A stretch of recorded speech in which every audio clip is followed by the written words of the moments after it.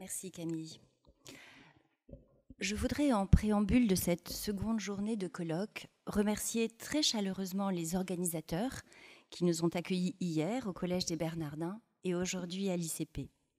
Je souhaite exprimer toute ma reconnaissance au père Frédéric Louzeau qui m'a fait l'amitié de m'inviter à rejoindre cette aventure du séminaire de recherche autour et avec le professeur Bruno Latour. Bruno recevait ici toute ma gratitude pour votre formidable énergie et votre humour pétillant, votre témoignage aussi d'un engagement résolu pour le dialogue, un brin provocateur et qui sait créer autour de vous une belle dynamique de recherche interdisciplinaire où les théologiens ont leur place. Merci infiniment. Cette contribution va modestement tenter de se situer dans le dialogue auquel nous sommes invités, Gaïa face à la théologie ou la théologie face à Gaïa, à partir de mon travail de recherche sur la dynamique du bien commun. Une dynamique pensée dans la tradition chrétienne comme visée structurante de l'agir en société et qu'il convient de relire à la lumière des déplacements proposés par l'encyclique Laudato Si du pape François. Cette encyclique, cher Bruno, vous la qualifiez d'heureuse surprise, au moment où vous étiez sans espoir. Quant à votre conviction, je vous cite, dans Face à Gaïa, page 368, « Le cosmos n'a pas besoin qu'on y étale la gloire de Dieu. Il a besoin, au contraire, que la religion, en se limitant, apprenne à conspirer avec les sciences et la politique pour redonner un sens à la notion de limite. » La dynamique et l'originalité de cette encyclique reposent sur l'invention d'une figure que nombre de commentateurs ont soulignée et que vous avez magnifiquement analysée ici même lors d'un précédent colloque, la figure de la clameur ou du cri de la terre et des pauvres indéfectiblement liés. Je cite le pape François au numéro 49 de Laudato Si. Une vraie approche écologique se transforme toujours en une approche sociale qui doit intégrer la justice dans les discussions sur l'environnement pour écouter tant la clameur de la terre que la clameur des pauvres. Si cette figure nouvelle d'une terre qui gémit sous l'action des humains est si originale, c'est parce qu'elle est mêlée dans la cyclique de façon indissoluble au cri des pauvres. Il s'agit là d'une innovation prophétique par laquelle un pape fait advenir une figure nouvelle qui décale l'ancien thème de la nature, partagé par l'écologisme aussi bien que par ses ennemis, pour en faire le nouvel objet de l'attention des chrétiens. La mère, sœur, clameur de la terre et des pauvres. Afin de mieux saisir ce nouvel objet de l'attention des chrétiens que vous pointez, Bruno, je vous propose un itinéraire en 3 temps. Entrez dans la réception de la notion de bien commun chez le père Gaston Fessard comme un mouvement dynamique, une genèse dans l'histoire. Il s'agit d'une manière située et modeste de reprendre la tradition chrétienne en prenant en compte les 2 points aveugles de son usage du concept de bien commun. Un ancrage défaillant dans l'histoire des libertés qui s'affrontent dans le temps, nous dirions avec vous, Bruno, de manière plus précise dans la géohistoire, et un style qui ose prendre à bras le corps la notion d'ami et ennemi, hostes, hostis. Dans un deuxième temps, reformuler cette dynamique du bien commun pourtant de nouveaux régimes climatiques. La terre se meut et s'émeut. Clameur de la terre, clameur des pauvres qui invite à reprendre le mouvement de l'hospitalité de Jésus de Nazareth comme style messianique et eschatologique pour sortir de l'insensibilité construite qui caractérise une vie hors sol et hors limite. Enfin, tenter d'ouvrir un nouveau chantier pour la co-responsabilité de la visée dynamique d'un bien commun à partir de cette visée d'une hospitalité originaire qui permet à tous les acteurs d'entrer dans ce parlement des choses et de surmonter ce que vous qualifiez, Bruno, de crise générale de l'engendrement. Cette contribution à notre colloque me conduit donc à une réinterprétation de cette genèse du bien commun, selon le père Fessard, dans notre contexte de nouveau régime climatique et en dialogue avec la proposition du pape François de renouer avec la valeur propre des éléments du créé qui composent notre maison commune dans la perspective ouverte par l'encyclique Laudato Si d'un dialogue critique et prospectif favorisant l'émergence de motivations pour une conversion écologique intégrale. Regardons donc dans un premier moment cette dynamique du bien commun que je voudrais requalifier comme retrouver la géohistoire et ses luttes amis-ennemis. La visée du bien commun comme principe créateur et élément conservateur de la société humaine, selon la formule du pape Léon XIII, auteur de la première encyclique sociale en 1891, Rerum Novarum, est une affirmation continue dans la tradition de l'Église. Plongeant ses racines dans la philosophie grecque, reprise par saint Augustin, systématisée par saint Thomas, cette notion permet à la pensée sociale de l'Église d'affirmer à la fois le caractère téléologique de sa vision du social en tant que visée du bien et son passage par la quête du commun au sein de visions historiques conflictuelles. Maintenir présent au cœur des antinomies qui divisent les consciences cet appel d'un ouvert qui puisse transcender les intérêts à court terme et faire désirer l'unité de degré supérieur comme tension vers un universel concret est la tâche d'une pensée du bien commun dont nous voudrions réévaluer la pertinence dans le contexte contemporain de crise écologique, mieux nommé pour certains de passage à l'âge de l'Anthropocène, ère géologique de l'activité humaine, ou encore bascule dans un nouveau régime climatique, selon votre terminologie, Bruno. Cette notion de crise est donc sujette au questionnement.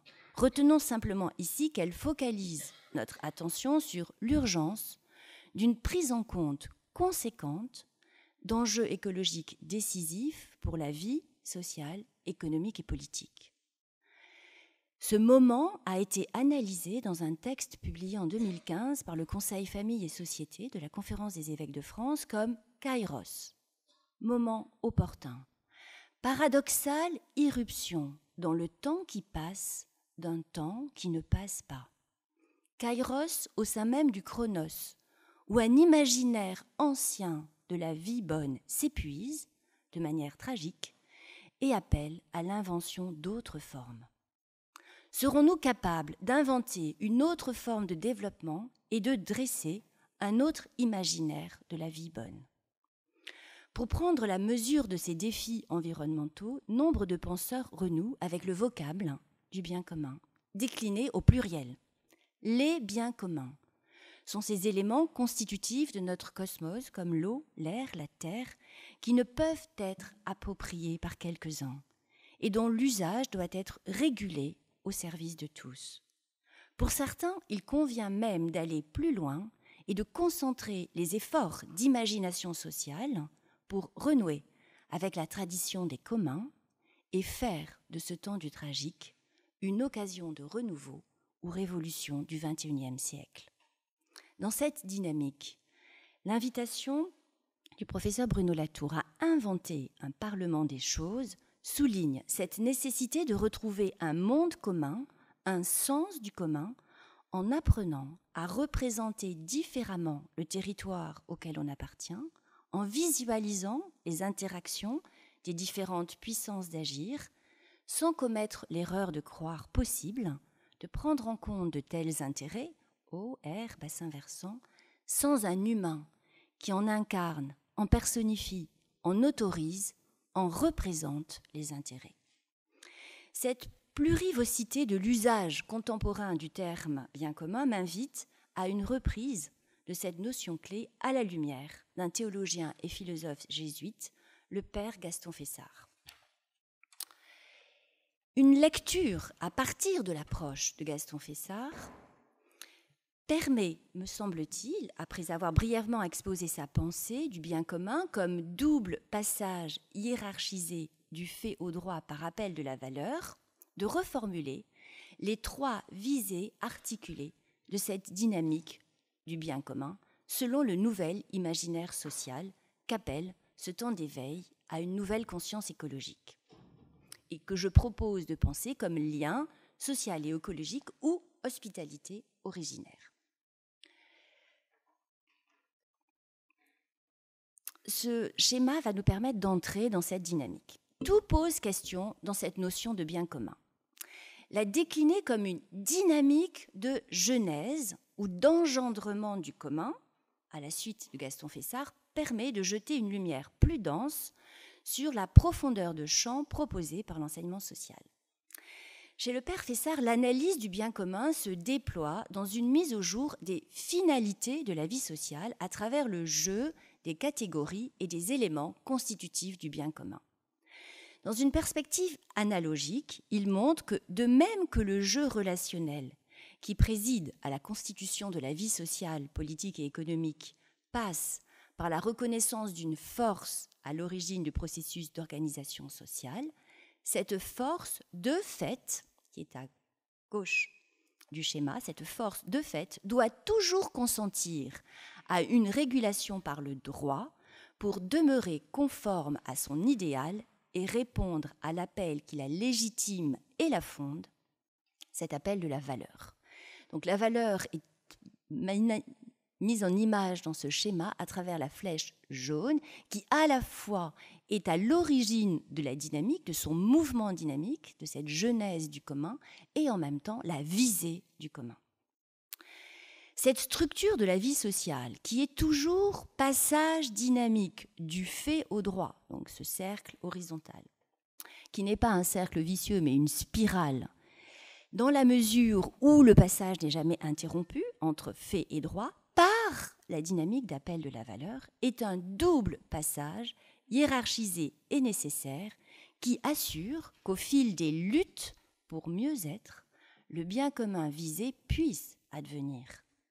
Ce double passage fait droit par appel de la valeur mis en évidence dans la relation d'autorité peut être interrompu à chaque étape et dérivé en mal commun. Tel est le prix de la liberté pour chacun comme pour l'organisation sociale. Celle-ci est définie par notre auteur comme ordre social établi en un temps et en un lieu donné, qui subit nécessairement les assauts de cette force comprise comme puissance créatrice en vue de l'ordre à établir. Par une sorte d'autocritique, l'organisation sociale s'oriente ainsi vers le bien commun quand elle consent à cet assaut de la force-violence pour y accueillir l'élan de cette vie nouvelle. Renoncer à l'égoïsme du soi pour s'ouvrir ainsi à une unité de degré supérieur qui est consentement au lien suppose, pour chacun comme pour tous, d'avoir perçu, même un instant, la béatitude que porte cet appel, l'unicité de chaque vie et la visée d'un rôle à remplir au service de tous. Cet appel doit être médiatisé par des passeurs dont la modalité d'être ou style consiste à reconnaître que ce qui est dit est en même temps entendu au plus intime de chacun, se l'entendre dire à soi-même et être convaincu par une démesure à la mesure de chacun.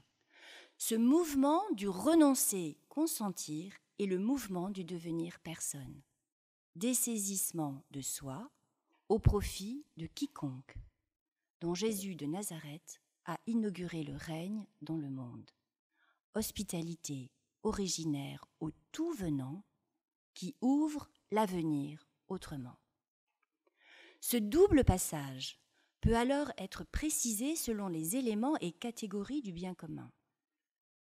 Pour nous aider à entrer dans une réinterprétation pour aujourd'hui de cette dynamique de genèse ou d'engendrement, je propose de reprendre la définition déployée par le père Fessard dans un texte de 1942, Collaboration et résistance au pouvoir du prince esclave, inédit, publié par le père Frédéric Louzeau en 2009. Gaston Fessard y prend position, en tant que directeur de conscience, sur la question qui divise les citoyens, pour ou contre la résistance au gouvernement de Vichy, et plus largement à la prise de pouvoir du national-socialisme en Europe. Pour ce faire, il retravaille le discernement social à partir de son cœur, la visée du bien commun. Reprenons, si vous voulez, la proposition de notre auteur. Une proposition et une définition de ce mouvement dynamique à partir des 3 finalités articulées de la vie sociale. Je le cite. Le bien commun d'une société politique, État ou nation, comprend 3 éléments essentiels. À la base, l'existence et la sécurité du peuple, d'où résulte l'unité et la cohésion de la société, et qui permettent, dans la coexistence paisible des membres, les échanges essentiels à la vie du groupe. Dans un deuxième temps, l'ordre de droit, constitué par l'ensemble des règles juridiques et institutions, destinées à étendre et à faire croître les échanges sociaux, d'où résulte, pour tous et chacun des membres, leur développement harmonieux. Cet ordre de droit lui-même subsiste et ne grandit que sous l'influence d'une notion de justice et grâce à l'impulsion et au contrôle d'une autorité. Enfin, au sommet du bien commun, la valeur ou idéal qui, raison d'être du lien social et des êtres qu'il unit, comprend les valeurs universelles, humaines et divines qu'un peuple veut réaliser et incarner, vers lesquelles, du moins, il entend progresser. Cet idéal où une nation rassemble ses raisons de vivre se représente concrètement aux yeux de ses membres en général comme la vocation ou mission historique de leur communauté, en particulier comme la cause pour laquelle existence et sécurité peuvent et même doivent être risquées. Existence et sécurité, ordre de droit et justice, valeurs et mission historique. C'est ainsi que désormais, pour faire bref, et en nous référant à cette analyse fondamentale, nous désignerons ces 3 éléments essentiels du bien commun. Dans cette présentation de Gaston Fessard, les 3 éléments ou finalités du bien commun repérons les mouvements de double passage qui sont mis en évidence. Le bien commun supérieur compris comme valeur ou mission historique, vocation de la communauté d'existence et la raison d'être du lien social et des êtres qu'elle unit. Le principe originaire et ultime qui appelle chacun à la communion dans des valeurs universelles, humaines et divines.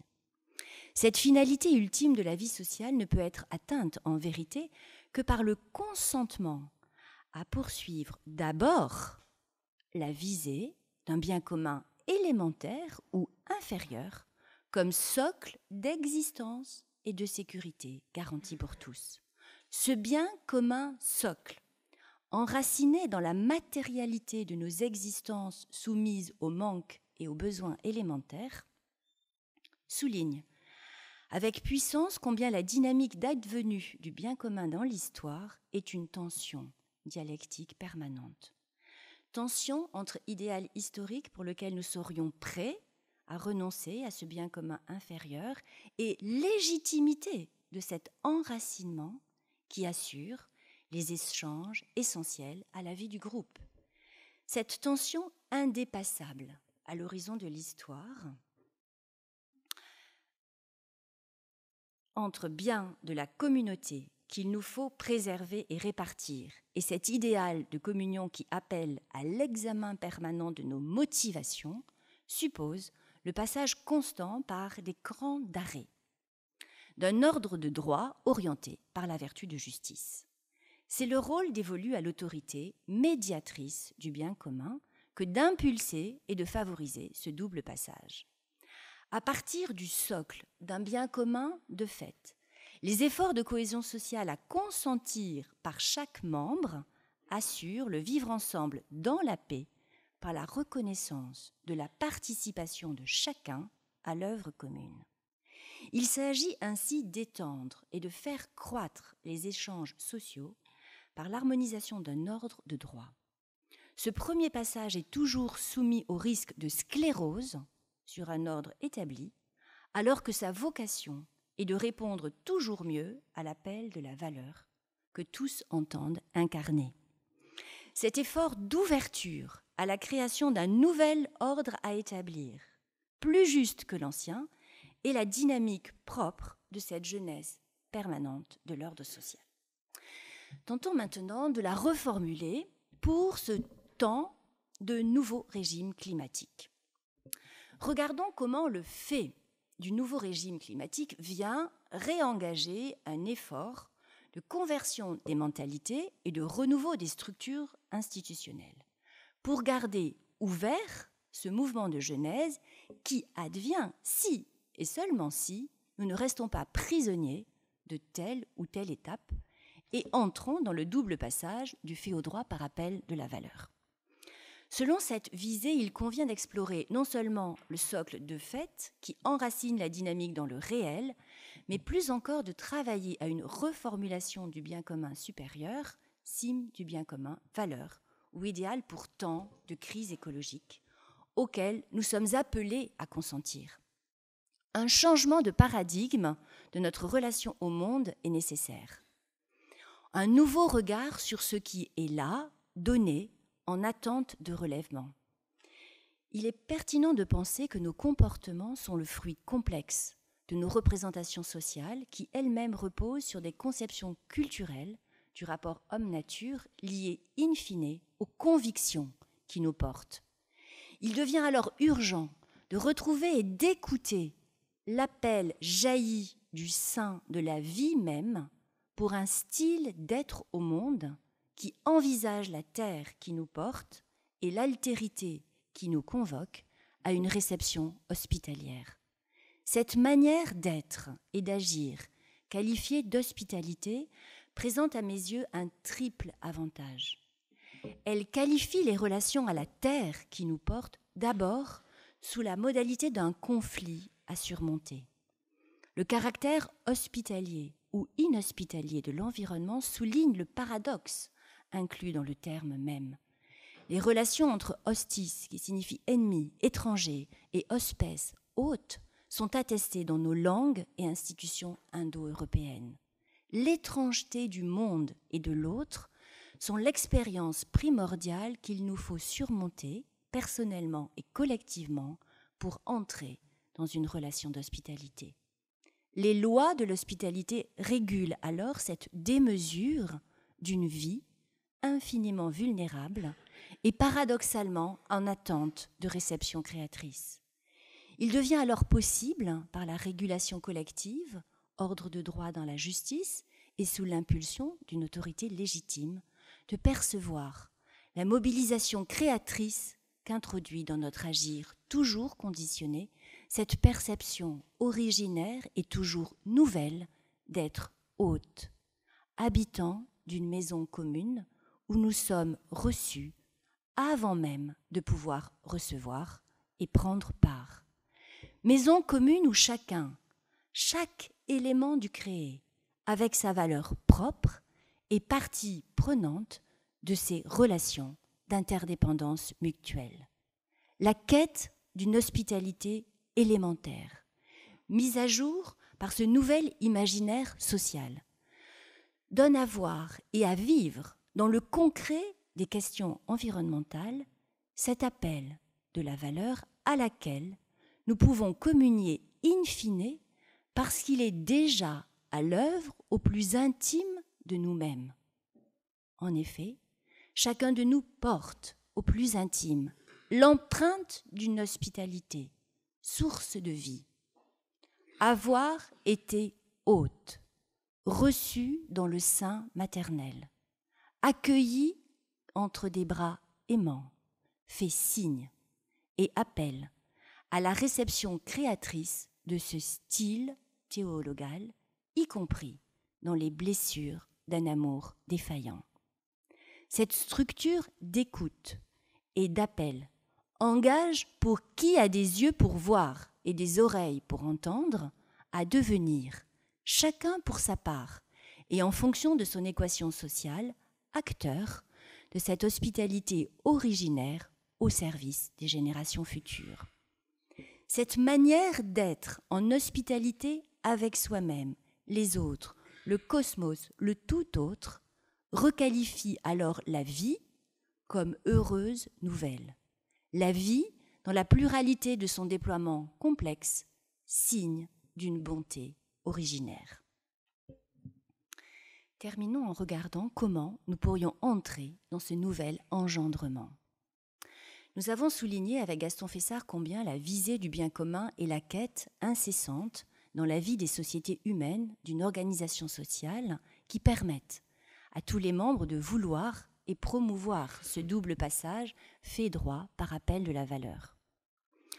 En reformulant la visée du bien commun supérieur comme hospitalité originaire, nous proposons une vision de notre vocation et mission historique accessible à tous les degrés des communautés humaines, du plus infime au plus large de la vie sociale, des familles aux nations, aux instances internationales, en passant par les acteurs de la vie économique, entreprises, associations, sociétés civiles, chaque communauté peut décliner à son compte et en restant ouverte au bien commun de l'ensemble, la genèse d'un bien commun partiel, mais non partial, à partir de la déclinaison propre et située de cet idéal d'hospitalité originaire. Le point décisif d'unification des visions partielles est de demeurer soucieuse, d'inscrire dans la partialité des points de vue le double passage fait droit par appel de la valeur, qui permet de quitter ses intérêts à court terme pour rester ouvert et impliqué dans le processus commun. C'est dans ce mouvement de renoncement, consentement que s'expérimente la transition toujours risquée d'un ordre établi vers un nouvel ordre à établir, plus juste que l'ancien, mais encore en devenir. Ce nouvel ordre hospitalier se noue au sein des conflits d'interprétation lorsque la tension entre le bien commun socle et le bien commun supérieur est prise à bras-le-corps, tant personnellement que collectivement, par une instance médiatrice. Celle-ci engage sa vie au nom de cet ordre de droit à faire advenir, afin de limiter la violence prédatrice et de poser les régulations nouvelles. Accepter les bouleversements du connu vers cet inconnu exige une claire vision de la mission historique de notre génération et une adhésion de fond à cet appel du plus intime qui nous requiert. Se l'entendre dire du plus profond de soi-même est la condition sine qua non pour que cette intolérable d'une inhospitalité devienne ma conviction et la cause pour laquelle je suis prêt à engager ma vie. Nul ne pose cet acte de liberté à la place de l'autre, mais chacun peut être enjoint de participer à l'œuvre commune par l'écoute de cet appel au cœur de l'être relationnel qu'il ne cesse de devenir toujours davantage. Cet engagement résolu au service d'une hospitalité originaire, nul ne peut le décréter pour un autre. Nous pouvons cependant espérer que l'écran d'arrêt posé dans une visée d'ordre de droit plus juste en termes de contraintes écologiques et garanti par une autorité internationale pourra interdire tout retour en arrière en deçà de ce seuil d'hospitalité à partir duquel nul ne peut plus prétendre demeurer de bonne foi. Les luttes d'intérêt et d'influence freinent cette genèse et font peser sur les institutions internationales en charge des dossiers environnementaux un terrible doute quant à leur capacité à maintenir la visée de ce bien commun mondial. Cette faiblesse récurrente des organes internationaux avait été très lucidement identifiée par le père Fessard face aux atermoiements de la Société des Nations et réitérée par l'encyclique Laudato Si. Je cite le pape François. La situation actuelle du monde engendre un sentiment de précarité et d'insécurité qui, à son tour, nourrit des formes d'égoïsme collectif. Quand les personnes deviennent autoréférentielles et s'isolent dans leur propre conscience, elles accroissent leur voracité. En effet, plus le cœur de la personne est vide, plus elle a besoin d'objets à acheter, à posséder, à consommer. Dans ce contexte, il ne semble pas possible qu'une personne accepte que la réalité lui fixe des limites. À cet horizon, un vrai bien commun n'existe pas non plus. Et pourtant rien, affirmait le père Fessard, de ce qui a été entrevu même un instant. Cet appel d'un bien supérieur reformulé ici comme hospitalité originaire ne pourra être perdu. Car ce germe vivant, c'est l'espérance qui demeure en tous ceux qui cherchent à s'élever au-dessus des luttes immédiates. Espérance d'une vocation à l'hospitalité plantée au cœur de l'homme. Et ni les manques, ni les impasses, ni les intérêts à court terme, ni les compromissions, rien ne pourra détruire cet éclair. Je cite le père Fessard, même en ceux qui ont perdu l'espoir. Le vide de la déception est une preuve qu'une place est à prendre. Et si une nouvelle guerre venait à secouer plus rudement que la précédente notre monde, est-il besoin d'être prophète pour prédire que de l'immensité même des mots renaîtrait plus vive et plus exigeante cette foi et cette espérance en une unité organique des peuples. La source vive de cette hospitalité originaire jaillit du chemin de dessaisissement de soi au bénéfice de quiconque ouvert par Jésus de Nazareth. Son style hospitalier affirme à la fois la solidarité originaire au sein du cosmos créé et le processus d'hospitalité auquel chacun est invité pour répondre à sa vocation de fils et de frère. Participer de la même création et y déployer le double mouvement de l'hospitalité, recevoir et être reçu, redonne à l'étrangeté de cette zone critique, tantôt hospitalière, tantôt inhospitalière, tout son rôle d'éveil au don et à la gratuité. Sur ce socle, devenir fils et frère, fille et sœur, invite aujourd'hui à innover dans l'ordre d'une plus grande justice écologique, car les plus vulnérables sont les premiers touchés par nos attitudes prédatrices. Clameur de la terre et clameur des pauvres, indéfectiblement liés, est la figure de cette nouvelle condition d'existence. Choisir de devenir un hôte conséquent envers et contre toute la logique d'appropriation utilitariste qui obscurcit notre discernement peut être un choix crucifiant. Il est avant tout un choix libre que nul ne prendra à notre place, né du plus ajusté de notre être. Si l'amour dans la vérité est cette force extraordinaire qui nous pousse à nous engager pour la justice et pour la paix, ce nouveau régime climatique d'une terre qui se meut et s'émeut invite à entrer dans cette dynamique du bien commun à partir de notre vocation à l'hospitalité. Le pape François nous y exhorte et en déploie les linéaments à partir de cette très haute vocation théologale de chaque personne humaine appelée à déployer sa dignité inaliénable d'enfant de Dieu. Cependant, tout n'est pas perdu parce que les êtres humains, capables de se dégrader à l'extrême, peuvent aussi se surmonter, opter de nouveau pour le bien et se régénérer au-delà de tous les conditionnements mentaux et sociaux qu'on leur impose. Ils sont capables de se regarder eux-mêmes avec honnêteté, de révéler au grand jour leur propre dégoût et d'initier de nouveaux chemins vers la vraie liberté. Il n'y a pas de système qui annule complètement l'ouverture au bien, à la vérité et à la beauté, ni la capacité de réaction que Dieu continue d'encourager du plus profond des cœurs humains.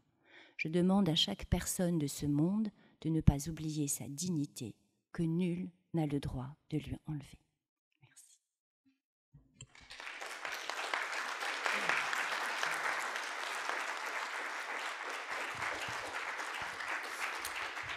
Merci Dominique Coatena Néa pour cet itinéraire en compagnie de Gaston Fessard. Je retiens que nous sommes reçus avant même de pouvoir recevoir, ce qui joue sur cette notion d'hôte qui veut dire à la fois celui qui reçoit et celui qui est reçu. Et donc il ne faut jamais oublier que pour recevoir aussi, nous avons été reçus. Nous avons quelques minutes pour des questions. Un micro devrait passer dans la salle.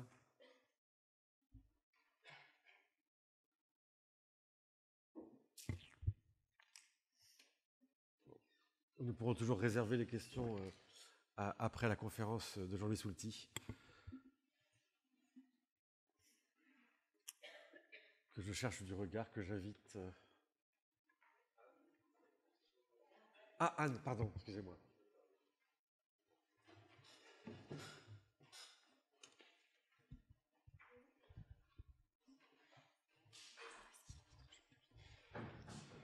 Merci pour cet exposé. J'avais une question sur un terme que vous avez repris plusieurs fois, parce qu'il semble qu'aujourd'hui, notre civilisation occidentale en particulier se complaît dans un certain confort individualiste, évidemment, et matérialiste. Et donc, vous avez parlé de à quoi sommes-nous prêts à engager notre vie.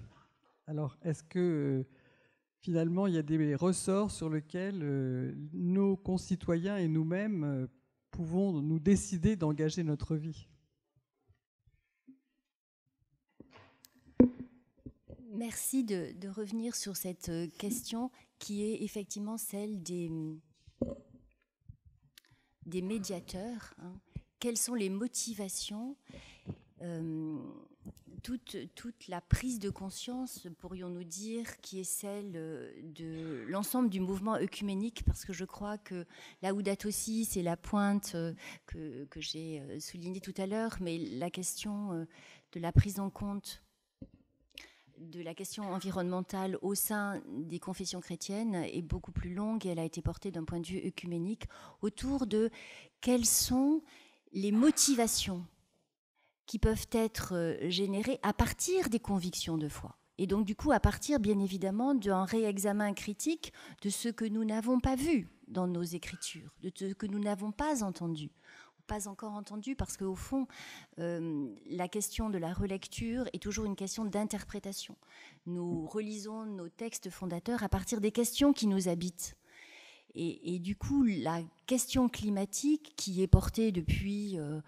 par le mouvement œcuménique depuis les années 60-70, est une question qui invite à ce travail de réinterprétation, donc de retour critique sur ce que nous n'avons pas perçu.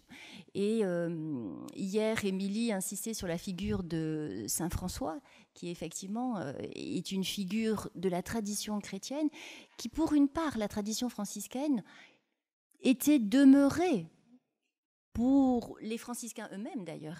Je fais partie de la chaire Jean Baster, et un des grands combats de Jean Baster a été justement d'essayer d'écrire à l'ensemble des frères franciscains en leur disant « Mais que faites-vous de cette tradition ? Comment se fait-il que cette tradition franciscaine ne soit pas beaucoup plus travaillée alors que nous sommes confrontés à cette question d'un retour à une compréhension du choix d'un usage sobre des biens de la terre ?» Donc, de fait, oui, le cycle qui est enclenché dans la dynamique de Laudato Si, c'est réexaminer les convictions de foi sur lesquelles nous pouvons nous appuyer pour motiver un agir conséquent entre le fond et la forme. Vous avez raison de dire que l'enjeu, il est bien celui-là. Comment, au cœur même d'une religion dont le credo est, je crois, en un Dieu créateur du ciel et de la terre, réactiver ces convictions de foi peut être une source vive de cette aventure de l'hospitalité et de cette aventure du réexamen des motivations pour agir. Parce que de fait, il y a là, on pourrait dire, une force qui permet de reprendre courage. Un des enjeux aussi, vous le disiez vous-même, je crois que vous travaillez dans une association, l'enjeu c'est de aussi petite, aussi humble que soit notre engagement et le travail que nous avons accompli avec l'équipe du séminaire, qui est celui, je vois Anne-Sophie qui est juste à côté de moi, qui est celui de travailler sur des terrains, de reprendre à partir des communautés chrétiennes et dans les paroisses une compréhension de qu'est-ce que c'est que cette vie enracinée dans un territoire, de la mettre en dialogue avec ces convictions de foi qui nous portent et qui peut-être ont on pourrait dire, une activité à mettre en œuvre de façon beaucoup plus forte, par un maillage, par un réseau, par un travail local, et qui en même temps s'oriente vers cette visée dont j'ai essayé de tracer les lignes d'une hospitalité. Devenir hôte de tous ces éléments du créé nous permet peut-être de réengager cette aventure en termes de motivation de l'action. Mais en effet, la dynamique conviction de foi, motivation et décision pour agir, c'est une dynamique effectivement décisive pour l'engagement. Merci. Une brève question. Non, juste une remarque. Je crois qu'il ne faudrait tout de même pas évacuer les questions de conflictualité politique entre des groupes qui ne sont pas du tout d'accord pour être sur le bien commun, y compris sur le groupe politique et économique, et même parmi des chrétiens d'ailleurs.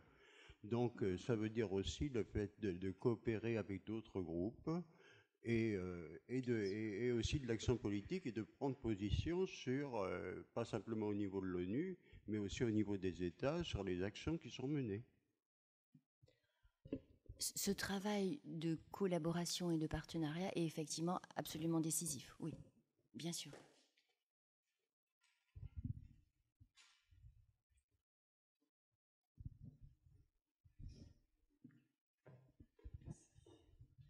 Merci Dominique pour ton intervention.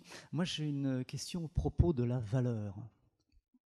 Et parce que je pense qu'aujourd'hui c'est un terme, une notion, je ne sais pas si c'est un concept, très large et fluctuant.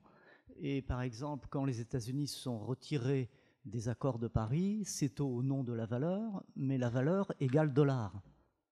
Donc voilà, comment ce mot valeur peut fédérer et retrouver un accord sur lequel s'entendre pour qu'il y ait une vraie dynamique? Je l'ai reformulé comme hospitalité originaire. En fait, on peut le reformuler aussi comme dynamique de la charité. Puisque, in fine, cette dynamique du bien commun, elle est portée par Dieu comme amour. Donc en fait, la dynamique qui consiste à reformuler l'horizon à la fois qui nous porte et vers lequel nous allons comme hospitalité originaire, permet de ne pas mettre d'abord en évidence des valeurs sur lesquelles nous allons nous opposer, mais un horizon commun sur lequel nous pourrions nous accorder, et qui est aussi le socle sur lequel nous pouvons nous poser. Donc c'est pour ça que d'une certaine manière, reformuler cet engagement dans les éléments de la dynamique à partir de ceux qui la portent et ceux qui la convoquent, comme hospitalité, c'est une manière de redonner pour aujourd'hui à cette terminologie de la valeur qui est effectivement extrêmement piégée, une consistance beaucoup plus concrète.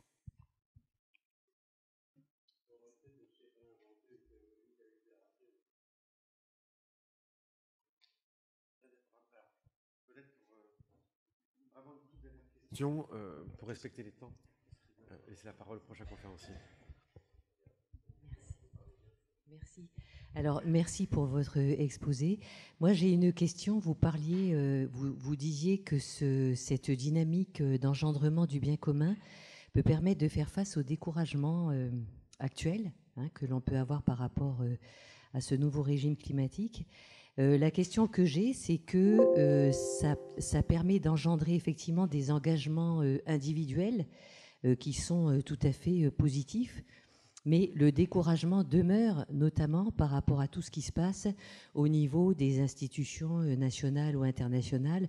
Et je voudrais simplement donner comme exemple l'ampleur des lobbies, par exemple, au niveau de l'Europe, qui continuent donc à faire prendre des décisions qui vont tout à fait à l'encontre de ce qu'il faudrait faire aujourd'hui par rapport aux problèmes climatiques. Donc, comment est-ce qu'on peut analyser ça, l'aspect individuel et l'aspect plus collectif? Parce que finalement, ce que fait chaque individu, les petites gouttes du colibri, etc., c'est bien, mais on a l'impression que ça ne va pas permettre de changer les choses de façon révolutionnaire, alors qu'il faudrait le faire, quoi. De fait, vous avez raison, les réseaux communautaires, le travail collectif, le travail associatif, j'ai parlé tout à l'heure de la société civile, il me semble qu'il y a beaucoup d'expérimentations, beaucoup de lieux en transition, beaucoup de dynamiques qui se mettent en œuvre et qui sont les lieux d'expérimentation. Je crois, en effet, vous avez tout à fait raison, que les expérimentations communautaires permettent, en diffusant de façon très large, de faire progressivement prendre en compte, du côté du lobbying politique aussi, les enjeux. Et de fait, vous avez tout à fait raison, les enjeux communautaires sont les vecteurs qui permettent d'entrer dans cette dynamique. Merci Dominique.